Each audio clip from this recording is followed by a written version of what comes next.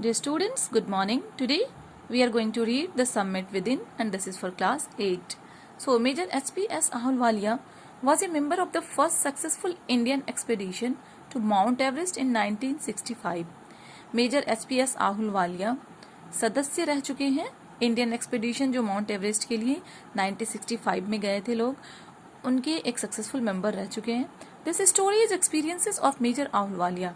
ये जो स्टोरी आपको मैं पढ़ाने जा रही हूँ आज, इसमें हम मेजर आहलूवालिया की एक्सपीरियंस को, उनके अनुभव को पढ़ेंगे. He was full of humility when he stood on the summit of Everest. और तब जब वह एवरेस्ट के समिट यानी कि शिखर पे थे, उनकी क्या सोच थी, वो क्या सोच रहे थे. It was the highest of the goals for him, so he thanked God for this success.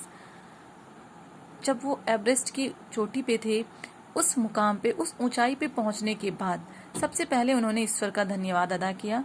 क्यों? क्योंकि उनके लाइफ का ये हाईएस्ट गोल था कि वो किसी दिन एवरेस्ट को फतह करें. Standing on the Everest instead of being very happy he was Jubilant and sad.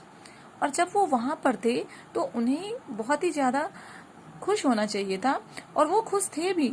He was Jubilant, it means very happy because of success. But he was sad also. एक तरफ वो खुश थे और दूसरी तरफ वो दुखी भी थे. He was not sure of the reason. What was the reason behind this? He was not sure. उन्हें भी नहीं पता था कि आखिर इस सुख और दुख दोनों के पीछे का रीजन क्या है. शायद ही wondered if this sadness was because now there was no higher peak to climb. हो सकता है उनको ऐसा लगता है कि शायद ये जो उदासी है उनकी, वो इस वजह से है कि अब इससे ज्यादा ऊंचाई तक वो नहीं जा सकते हैं, क्योंकि ये लास्ट था. अभी जहाँ पे वो थे वो शिखर था, और अब कोई भी पिक नहीं था जिसको उन्हें क्लाइम करना था.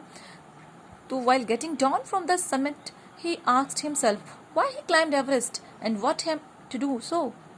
और तब जब वो वापस आ रहे थे तो उन्हें ये लग रहा था, बार बार एक सवाल उनके जहन में था कि एवरेस्ट को ही फतह करना उन्होंने क्यों चुना, ऐसा क्यों हुआ. What made him do so? The men takes delight in overcoming obstacles, so they climb mountains because they present great difficulties. हमेशा से ही इंसान है जिनके अंदर की बाधाओं पे विजय पाने की चाहत रही है ना. तो इसलिए क्या है कि they climb mountains because they present great difficulties. और कुछ लोग ऐसे हैं जो माउंटेन को चुनते हैं क्योंकि माउंटेन जो है बहुत सारी डिफिकल्टीज को बताता है. A climb to a summit means the demonstration of climbers endurance, persistence and will power. A climb to a summit, शिखर तक पहुंचना, चोटी तक पहुंचना, इसका मतलब है the demo of climbers endurance, persistence and will power.